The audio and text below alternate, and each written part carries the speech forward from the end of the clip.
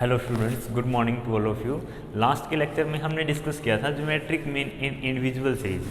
आज हम डिस्कस करने जा रहे हैं geometric mean in discrete series. Discrete series में हम ज्योमेट्रिक मीन कैसे फाइंड आउट करेंगे। इंडिविजुअल सीरीज में हमें क्या दिया होता है, सिर्फ x की वैल्यू गिवन होती है। जैसे x की वैल्यू हमें दे रखी है 1, 2, 5, 8 एंड 10। ये तो अगर हमें सिर्फ ये दिया हुआ है इट मीन्स ये इंडिविजुअल सीरीज है। अगर इसके साथ साथ हमें फ्रीक्वेंसी दी जाती है तो वो क्या है, हमारी डिस्क्रीट सीरीज है। जैसे यहाँ पर 3, 5, 6, 4, 2। अगर इस तरीके से हमें फ्रीक्वेंसी भी दे दी जाती है x की वैल्यू के साथ साथ, तो वो हमारी क्या रिप्रेजेंट कर रही है कि ये एक डिस्क्रीट सीरीज है। अब डिस्क्रीट सीरीज में हम कैसे फाइंड आउट करेंगे ज्योमेट्रिक मीन को। जैसा कि आप अर्थमेटिक मीन फाइंड आउट करते समय क्या करते थे, x बार फाइंड आउट करते समय अगर आपके पास इंडिविजुअल सीरीज है तो आपके पास फॉर्मूला क्या था, summation of x divide by n। और अगर डिस्क्रीट सीरीज आ जाती है तो फॉर्मूला क्या बन जाता था हमारा, summation of f into x divide by n, या फिर सिग्मा f हम लिख सकते थे। तो सेम थिंग है यहीं पे भी। अब हमें क्या करना है, हम ज्योमेट्रिक मीन फाइंड आउट कर रहे हैं। तो ज्योमेट्रिक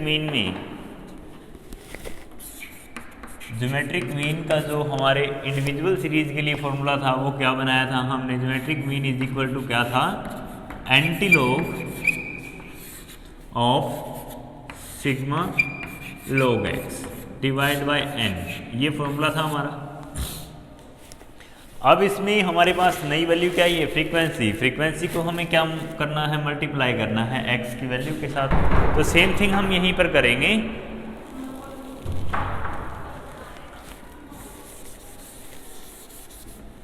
बस हमें क्या करना है, कंटिन्यूस सीरीज डिस्क्रीट सीरीज अगर हमारी आ जाती है तो हमें फॉर्मूले में हल्का सा चेंज लाना है। एंटीलॉग इनटू में summation of f into log x divide by summation of f या n।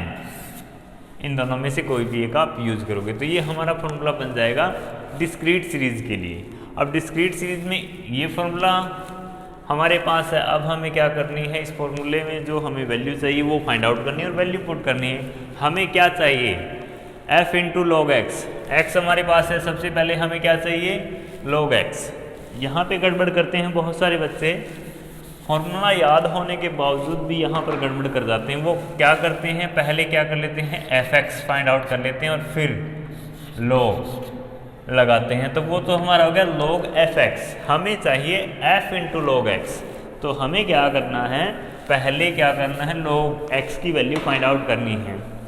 log x की वैल्यू आपकी क्या है, तो सबसे पहले log की वैल्यू ऑफ x के लिए फाइंड आउट करोगे। तो आप log x फाइंड आउट करोगे, जो भी वैल्यू यहाँ पर आपकी आती है उससे फिर आप क्या करोगे, f into log x find out करोगे।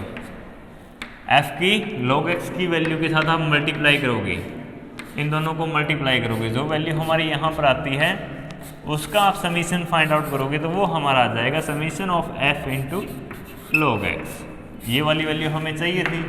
अब हमें क्या चाहिए, समीशन ऑफ f या n, दोनों एक ही बात है। डिस्क्रीट सीरीज में summation of f is equal to क्या होता है, n के इक्वल होता है। तो यहाँ पर हम summation of f find out कर लेंगे और वैल्यू पुट कर देंगे फॉर्मूले में, तो हमारे ज्योमेट्रिक मीन की वैल्यू हमें पता चल जाएगी। इस तरीके से हम फाइंड आउट करेंगे geometric mean in discrete series. इस पे बेस क्वेश्चन मैं आपको सोल्व नहीं करवाऊंगा क्योंकि बहुत ज़्यादा लेंथी हो जाएगा फिर हमारे लिए। पूरे टॉपिक को कवर करना बहुत इजी है, बस आप पढ़ चुके हो कंटिन्यूस सीरीज, डिस्क्रीट सीरीज क्या होती है, तो आपको अब फटाफट से सोल्व करने हैं सम खुद ही। अब हम नेक्स्ट टॉपिक पे बढ़ते हैं directly, geometric mean in continuous series. अगर हमारे पास कंटिन्यूस सीरीज हो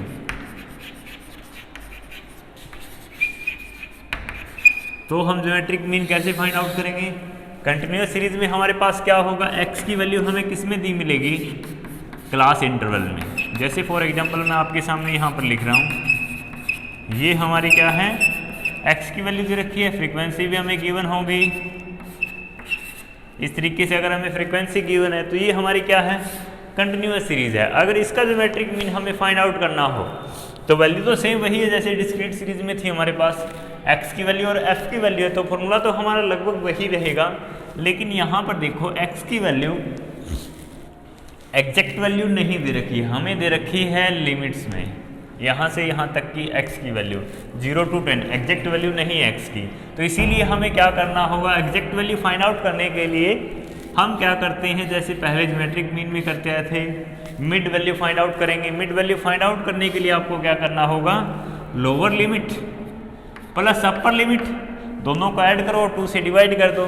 जैसे इसके लिए अगर मैं फाइंड आउट करूँ तो 0 + 10 5 आ जाएगी, नेक्स्ट के लिए 15 और नेक्स्ट के लिए 25 और नेक्स्ट के लिए 35। इस तरीके से आप मिड वैल्यू फाइंड आउट करोगे। अब हमारा फॉर्मूला क्या होगा, कंटिन्यूअस सीरीज में geometric mean is equal to क्या होगा, एंटीलोग इनटू में summation of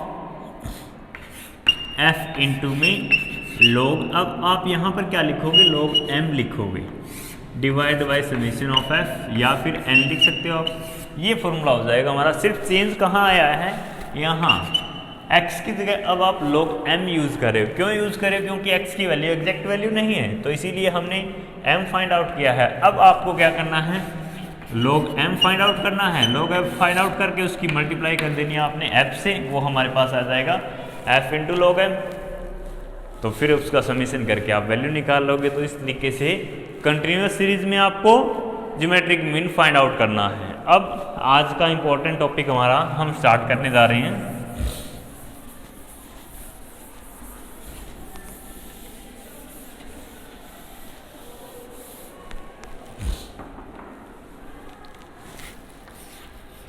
use of geometric mean.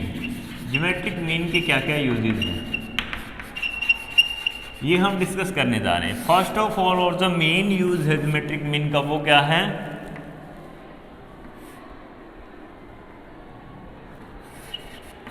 Calculations of average rate of increase. हम ज्योमेट्रिक मीन की मदद से average rate of increase find out कर सकते हैं, चाहे ये इंक्रीज आपका पॉपुलेशन में हो, चाहे ये सैलरी में हो, चाहे ये किसी भी एसेट्स की वैल्यू में हो। हम क्या कर सकते हैं, एवरेज रेट ऑफ इंक्रीज हम फाइंड आउट कर सकते हैं। ये हम डिस्कस करेंगे। दूसरा, हम ज्योमेट्रिक मीन कहाँ यूज कर सकते हैं, हम geometric mean find out, geometric mean का यूजेज जो दूसरा आपको बताया गया है वो बताया गया है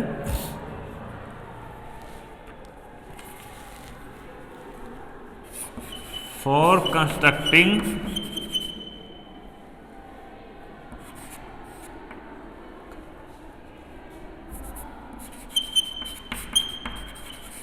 index number.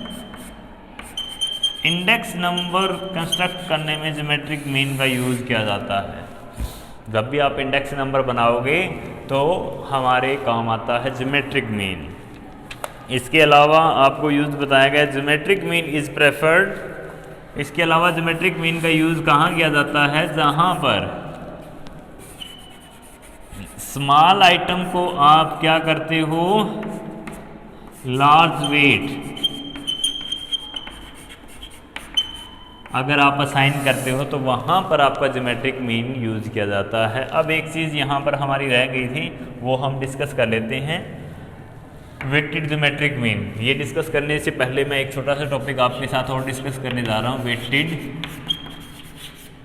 Geometric mean. Weighted geometric mean हम कब फाइंड आउट करते हैं, जब सभी आइटम्स हमारी सीरीज़ की हमारे लिए इक्वल इम्पोर्टेंस न रखती हो। तो अगर हम उनको उनकी इम्पोर्टेंस के अकॉर्डिंग वेट असाइन कर देते हैं तो वो हमारे लिए फिर जो एवरेज कैलकुलेट हम करेंगे, ज्योमेट्रिक मीन जो हम कैलकुलेट करेंगे वो हमारे लिए क्या होगा, वेटेड ज्योमेट्रिक मीन। अब कैसे फाइंड आउट होगा, इसमें हमारे पास क्या होगा, x की वैल्यू होगी। और फिर हम उनको उनकी इंपॉर्टेंस के अकॉर्डिंग क्या प्रोवाइड करेंगे, wait.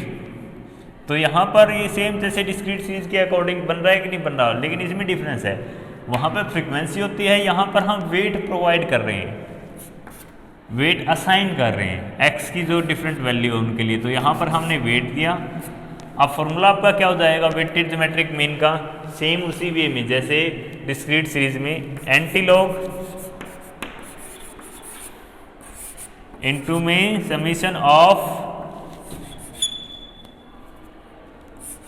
W log x, W यहाँ पर वेट को रिप्रेजेंट कर रहा है, W इंटू में log x divide by summation of weight, या इसको फिर हम n भी बोल देते हैं, summation of weight sigma W हम यहाँ पर रखेंगे। तो ये फॉर्मूला हो जाएगा हमारा। यहाँ पर फिर हमें चेंज क्या करना है, हल्का सा चेंज करना है, जहाँ हम log x तो वैल्यू फाइंड आउट करते ही थे, log x की वैल्यू तो फाइंड आउट करेंगे, यहाँ पर फ्रीक्वेंसी की बजाय यहाँ पर हमारे पास वेट आ गया, तो हमें फॉर्मूले में चेंज करके W यूज़ कर लिया, f की जगह f इंटू log x। तो बाकी हमारी जो कैलकुलेशन है सेम ही रहेगी।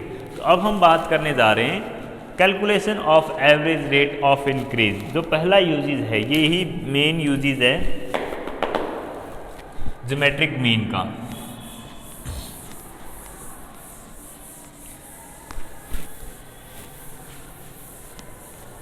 इसे हम एक एग्जाम्पल के थ्रू समझेंगे। जैसे फॉर एग्जाम्पल मैं आपके सामने एक फॉर्मूला रखने जा रहा हूँ जो आपने बहुत बार स्टडी किया है मैथ में, कंपाउंड इंटरेस्ट।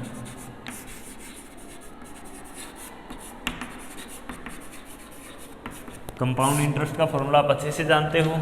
उसमें क्या होता है, a is equal to P into में 1 प्लस आर डिवाइड बाई 100 की पावर n।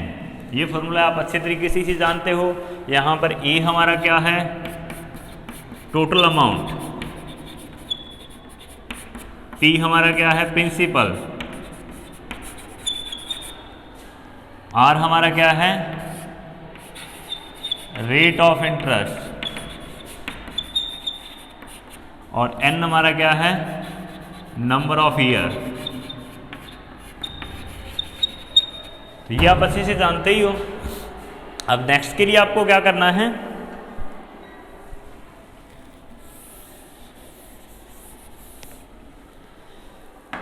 इस फॉर्मूले की मदद से, अगर आपको ये दे रखा हो, अमाउंट दे रखा हो, प्रिंसिपल दे रखा हो, अगर आपको इंटरेस्ट रेट फाइंड आउट करनी हो तो आप कैसे फाइंड आउट करते हैं, आप क्या करोगे, इसी फॉर्मूले का यूज करोगे। हम क्या करेंगे, ये देखो ये r के मल्टीप्लाई में है, तो डायरेक्टली हम क्या लिख सकते हैं, a यहाँ से मल्टीप्लाई में, इसके डिवाइड में आ जाएगा, a divide by p is equal to 1 plus r divide by 100 की पावर n। अब हम क्या करेंगे, नेक्स्ट पावर यहाँ पर n है, पावर हटाने के लिए हमें क्या करना होगा, दोनों साइड nth रूट लेना होगा। तो अगर हम दोनों साइड nth रूट ले लें, अगर इस साइड भी हम nth रूट लेंगे तो यहाँ से रूट से पावर कैंसिल हो जाएगी, पावर कैंसिल होगी तो हमारे पास रह क्या गया, अब 1 plus r divide by 100 is equal to a divide by p का nth रूट। ठीक है, ये रह गया हमारे पास। अब हमारे पास देखो r इज इक्वल टू हमें फाइंड आउट करना है, तो नेक्स्ट हम क्या लिख सकते हैं, ये यहाँ पर देखो प्लस का है, यहाँ अगर माइनस का हो जाएगा कि नहीं हो जाएगा, तो हम क्या लिख सकते हैं, r divide by 100 is equal to nth root of a divide by p। अब यहाँ रूट से बाहर हमें -1 रखना है। अब सिंपली हमें तो r इज इक्वल टू चाहिए, तो r इज इक्वल टू हम कैसे फाइंड आउट कर सकते हैं, r इज इक्वल टू फिर क्या होगा, nth root of a divide by p minus में 1। ये देखो यहाँ पर डिवाइड में इंटू में आगे क्या हो जाएगा, इंटू में हो जाएगा, यहाँ पर -1 इंटू में 100, तो यहाँ पर हम डायरेक्टली 100 लिख सकते हैं। तो ये हमारा फॉर्मूला बन जाएगा। अगर हमें अमाउंट दे रखा है, प्रिंसिपल दे रखी है और नंबर ऑफ ईयर दे रखे हैं, तो हम क्या फाइंड आउट कर सकते हैं, rate of interest find out कर सकते हैं। ये आपने मैथ में भली भांति पहले स्टडी किया हुआ है। यहाँ स्टडी करने का मतलब क्या है वो भी अब आप समझ जाओगे। तो हमारा डायरेक्टली क्या आ गया, आर फाइंड आउट करने के लिए हमारे पास फॉर्मूला आ गया। अब इस पे बेस आपको क्वेश्चन भी दिया गया है इसी बुक में, तो उसके लिए आप यही फॉर्मूला यूज़ करोगे।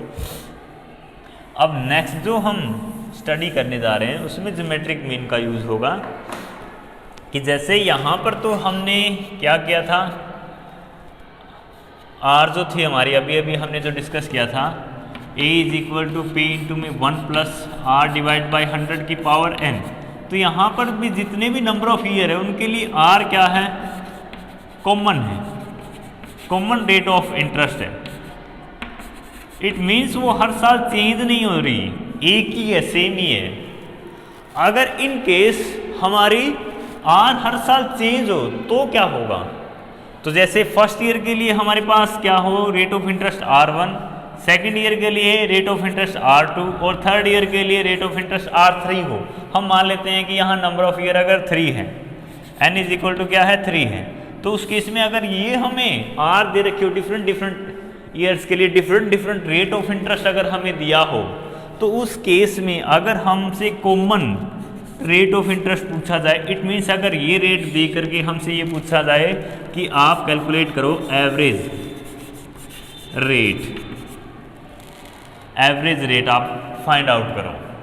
अगर हमें तीनों अलग अलग दे दी जाती हैं rate of interest 3 different year के लिए, ये हम एक एग्जांपल ले रहे हैं 3 का, तो ये 4 भी हो सकते हैं नंबर ऑफ ईयर, आपके 5 हो सकते हैं, 2 भी हो सकते हैं, तो वो तो क्वेश्चन की स्टेटमेंट के ऊपर डिपेंड है कि कितने ईयर्स उसमें दे रखे हैं। तो अगर आपसे कॉमन आर पूछा जाए या ये कहा जाए कि इन तीनों का एवरेज आपसे पूछा जा रहा है, तो आप क्या करोगे उस केस में। देखो अगर हमें ये 3 इंटरेस्ट रेट दे रखी होती तो हम अमाउंट कैसे फाइंड आउट करते, P इंटू में 1 plus R1 divide by 100 into में 1 प्लस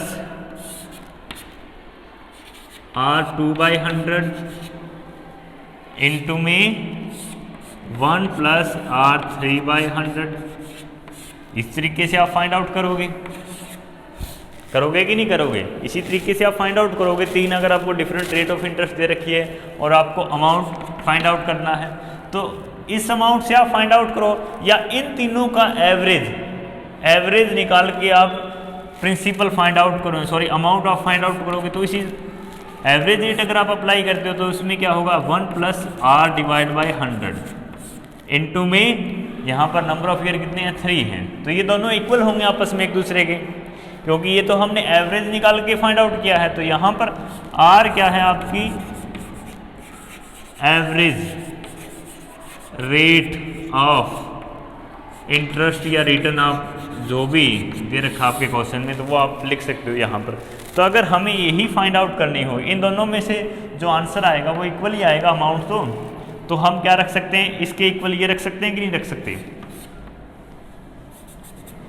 रख सकते हैं कि नहीं रख सकते। चाहे हम इस एवरेज रेट कैलकुलेट करके इस तरीके से हम क्या करें फाइंड आउट करें अमाउंट की वैल्यू, चाहे इस तरीके से फाइंड आउट करें, दोनों हमारे इक्वल ही आएंगे। तो हमने इन दोनों को आपस में इक्वल रख लिया है ताकि हम average rate of interest find out कर सकें।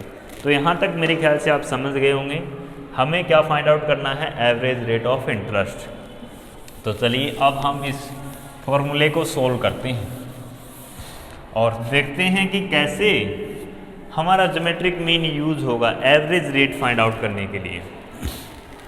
तो चलिए मैं इस फॉर्मूले को एक बार दोबारा से आपके सामने यहाँ पे लिखने जा रहा हूँ। जो हमने लिखा है P इंटू में 1 प्लस R डिवाइड बाई 100, ये इंडिकेट कर रहा है आपका जब आप एक ही कॉमन रेट के थ्रू इंटरेस्ट फाइंड आउट कर रहे हो। दूसरा आपका क्या है P इंटू में 1 plus R1 divide by 100 into में 1 plus R2 divide by 100 into में 1 प्लस R3 डिवाइड बाई 100। या आप इस तरीके से फाइंड आउट करें, दोनों से अमाउंट तो हमारा सेम ही आएगा, तो ये दोनों हमने इक्वल रखे हैं। अब हम क्या कर सकते हैं, दोनों साइड P है, P से P कैंसिल कर सकते हैं,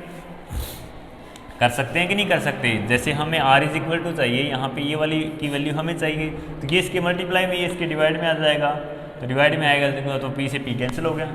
तो ये हमने कैंसिल कर दिया। अब हम क्या रखते हैं, 1 प्लस r डिवाइड बाई 100 को हम क्या लिख सकते हैं डायरेक्टली, अगर मैं सोल्व करके लिखना चाहूँ तो 100, अगर हम एलसीएम लेंगे तो 100 प्लस r, तो यहाँ पर क्या लिखा जा सकता है 100 प्लस r डिवाइड बाई 100 की पावर 3 इज इक्वल टू, हम सेम इसी तरीके से क्या लिख सकते हैं, 1 की जगह हम डायरेक्टली अब 100 लिख सकते हैं, 100 प्लस r1 डिवाइड बाई 100 लिख सकते हैं कि नहीं लिख सकते। सेम इसी तरीके से फिर हम नेक्स्ट की वैल्यू लिख सकते हैं, 100 plus r2 divide by 100। Same इसी तरीके से नेक्स्ट के लिए 100 प्लस r3 डिवाइड बाई 100। ये टोटल की डिवाइडेशन में है, ये आपने ध्यान में रखना है। इस तरीके से हमने लिख लिया वैल्यू को। अब यहाँ पर देखो हमारे पास पावर है, इस पावर को हटाने के लिए हम क्या करेंगे, दोनों तरफ रूट ले लेंगे, क्यूब रूट। तो दोनों तरफ अगर क्यूब रूट हम अप्लाई करते हैं तो इस साइड भी अगर आप क्यूब रूट अप्लाई करोगे और इस साइड भी अगर आप क्यूब रूट अप्लाई करोगे तो यहाँ से तो देखो क्यूब रूट और पावर कैंसिल हो जाएंगे। तो ये तो वैल्यू हमारी क्या आ जाएगी, 100 प्लस r डिवाइड बाई 100, और ये वैल्यू हमारी क्या आ जाएगी, इसमें पावर है नहीं तो क्यूब रूट रहेगा ही रहेगा। अब अगर क्यूब रूट हमारा रह जाता है तो इसमें देखो 1 2 और 3 300 है और क्यूब रूट हमारी लगा हुआ है इसके ऊपर, तो 100 हम बाहर निकाल सकते हैं और ये हम हटा सकते हैं। तो हम इसे कैसे लिख सकते हैं, 1/100 इंटू में cube root of 100 plus r1 into में 100 प्लस r2 इंटू में 100 प्लस r3। ये लिख सकते हैं कि नहीं लिख सकते, लिख सकते हैं ना। तो अब देखो, अब थोड़ा थोड़ा आपको अंदाज़ा आ गया होगा कि हम कहाँ पहुँचने वाले हैं। r1 r2 एंड r3, अगर r1 हमारे क्या हो, x की वैल्यू हो, तो ये अगर हमारी x1 की वैल्यू है, ये x2 की वैल्यू और ये x3 की वैल्यू है, तो अब ये किस जैसा लग रहा है, जैसे कि हम ज्योमेट्रिक मीन फाइंड आउट करने वाले हैं। सेम ऐसा ही लग रहा है कि नहीं लग रहा, 3 वैल्यू है और क्यूब रूट हम अप्लाई कर चुके हैं इसके ऊपर। तो ये किसके इक्वल हम रख सकते हैं,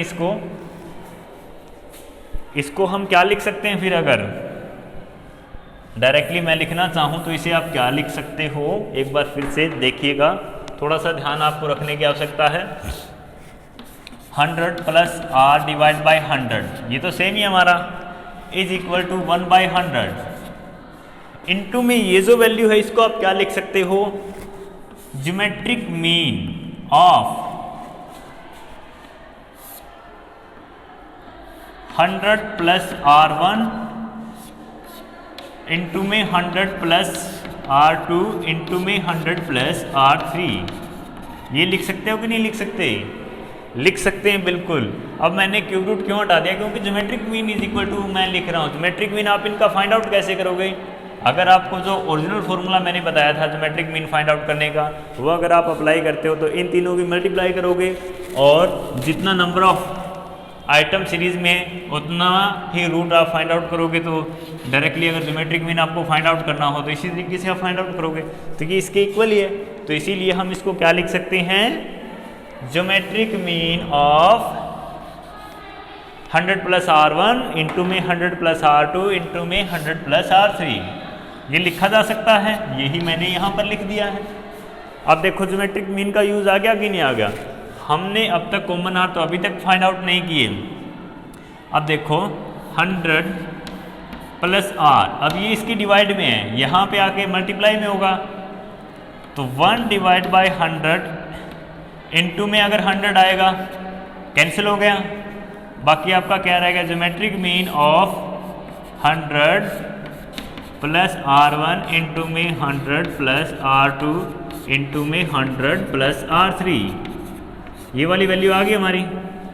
अब देखो अभी भी r इज इक्वल टू हमें नहीं मिला है क्योंकि प्लस में 100 है, तो अब ये हम आगे माइनस में लेकर चले जाएंगे। r इज इक्वल टू क्या होगा, geometric mean of 100 plus r1 into में 100 प्लस r2 इंटू में 100 प्लस r3, और ये वाला जो 100 था यहाँ आके माइनस में हो जाएगा। तो इस तरीके से देखो हम average rate of return find out कर सकते हैं कि नहीं कर सकते, ज्योमेट्रिक मीन का यूज करते हुए कर सकते हैं कि नहीं। तो इसीलिए अगर हमें common rate of interest find out करनी है, कॉमन रेट ऑफ इंक्रीज हमें फाइंड आउट करना हो, या एवरेज रेट ऑफ इंक्रीज हमें फाइंड आउट करना हो, तो हम ये वाला फॉर्मूला अप्लाई करेंगे। अब इसका यूज़ देखो, ये वाला हमारा ओरिजिनल फॉर्मूला बन चुका है जिसका हम यूज़ करेंगे। अब इसका यूज़ हम कैसे करेंगे, एक एग्जांपल के थ्रू आप देखिए।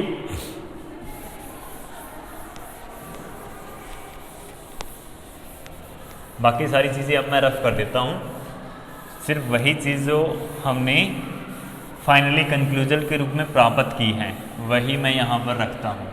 ये हमारे सामने वो उसकी वैल्यू। अब हमें जैसे कि एक क्वेश्चन देखो आप, हमें दिया गया है question number 56। A man gets 3 annual raises in salary. एक व्यक्ति की सैलरी में 3 एनुअल राइजेज मिलते हैं उसे। Eight the end of first year, first year के एंड में उसे इंक्रीमेंट मिलता है 5%। 5% इंक्रीज आता है उसकी सैलरी में।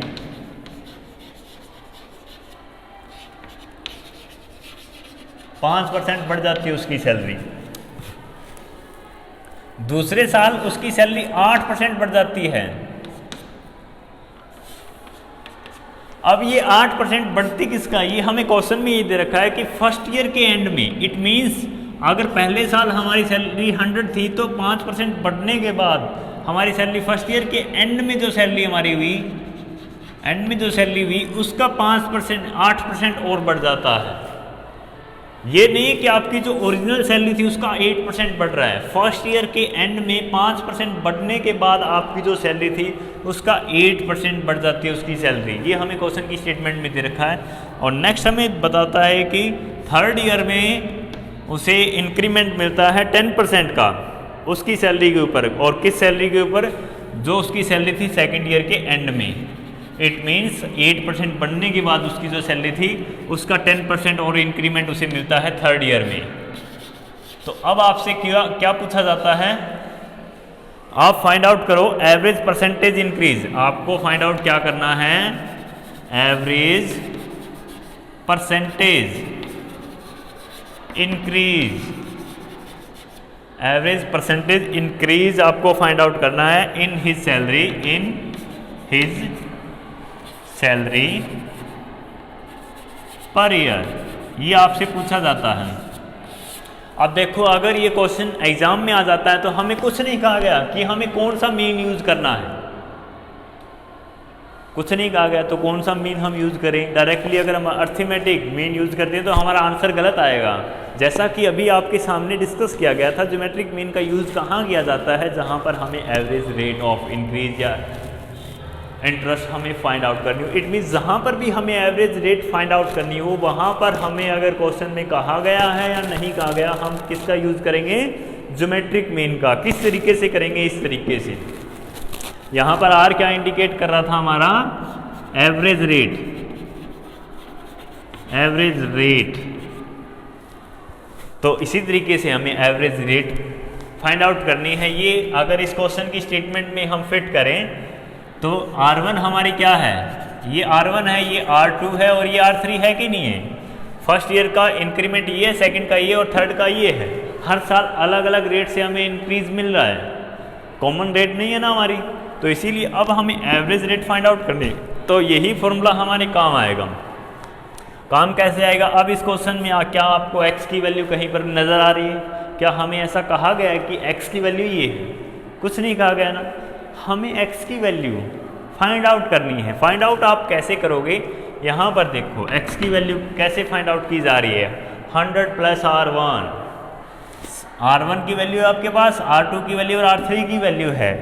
तो x की वैल्यू आप कैसे फाइंड आउट करोगे, 100 प्लस R1। R1 की वैल्यू यहाँ पर क्या है, 5 है, तो 100 प्लस 5 105। ये पहले x की वैल्यू आ गई आपकी x1 की।